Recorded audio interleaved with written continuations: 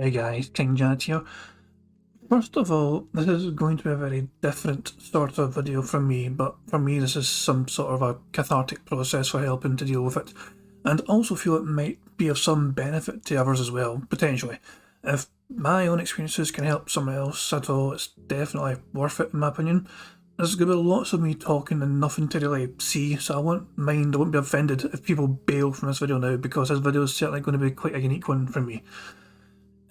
My father passed away over a year before the whole world got gripped by COVID and the restrictions it all brought, and I'm kind of glad, ironically, that my father never got to witness how messed up things got with people dying in hospital alone due to those restrictions. He would have been going to his nut as well, having to deal with all these things being closed and not being able to do anything because of it.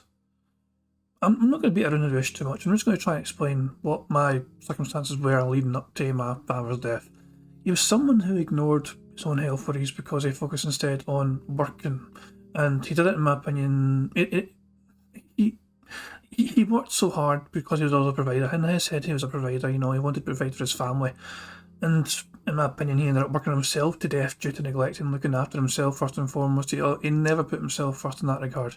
It wasn't him being a lazy guy or anything. It was a combination of him just working as hard as he could for his family, and perhaps no enjoying being told what to do by doctors as well. He was a stubborn bastard. He was also a diabetic, in the last few years of his life, saw him be in and out of hospital several times in an attempt to kind of prolong his life. He'd spent the final 15 years or so promising to be dead soon with his morbid sense of humour, so he knew his time could potentially be up sooner than he'd like.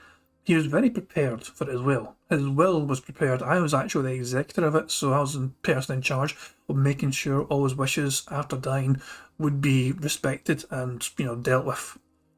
Retirement didn't suit him, as all he'd ever known was work. So without work, and with his body as broken as it was, he became far less active, and he looked also more sick than ever over time. He tried dialysis, in hospital, which is to help treat failing kidneys. It kind of flushes out all the bad stuff from your blood because the kidneys aren't doing a damn job. But eventually these regular visits in and out of hospital had turned into a final visit to the hospital with no real sign of leaving.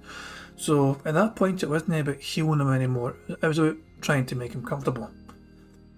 Watching someone you love slowly die is an extremely painful thing, but in my opinion there are some strange pros to it as well, having time on your side like that.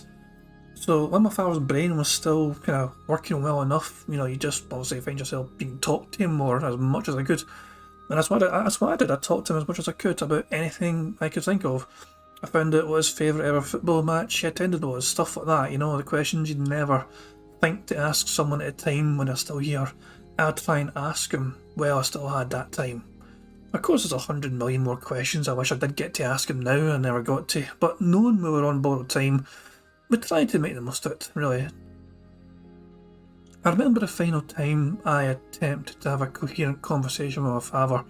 He was kind of responsive, but not really. He was quite tired and his brain was certainly going. Old man was not an emotional kind of guy, but I certainly was, so I laid it on thick for him.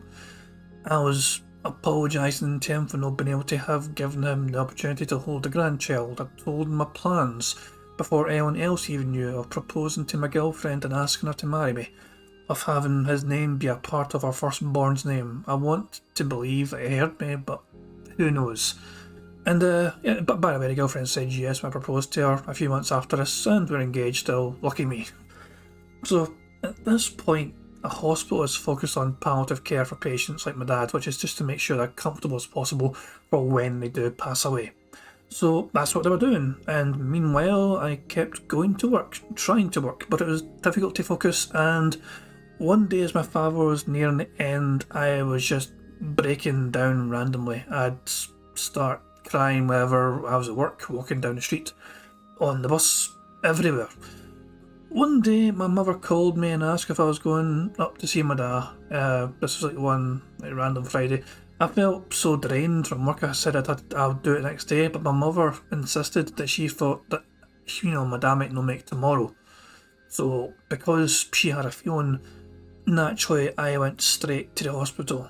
So when I got there, it was me, my mother, my older cousin, and her husband, and we were just standing there blethering. My father wasn't even responsive, you know what I mean? He was alive, but barely. And we were just all blethering about normal stuff, talking about random things as he took his final breaths. We were talking about like dogs or something like that, you know, and my mother was the first to notice that, you know, he'd gone. That was it. He'd passed away extremely peacefully. And the problem really for him being he'd done it late on a Friday, so finding someone in the hospital to call for the time of death was not the simplest thing. Hospitals in the UK, it seems like doctors are kind of a Monday, Friday sort of gig.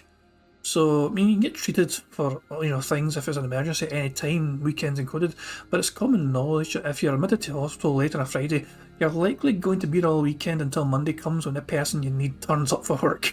So my dad always did have bad, awkward timing, even in death. I'll always remember my journey home that night. I had to get a bus from the hostel back into Glasgow city centre to then catch the last train home. A drunk gilly asked me how my night had gone, so me being me, I told him.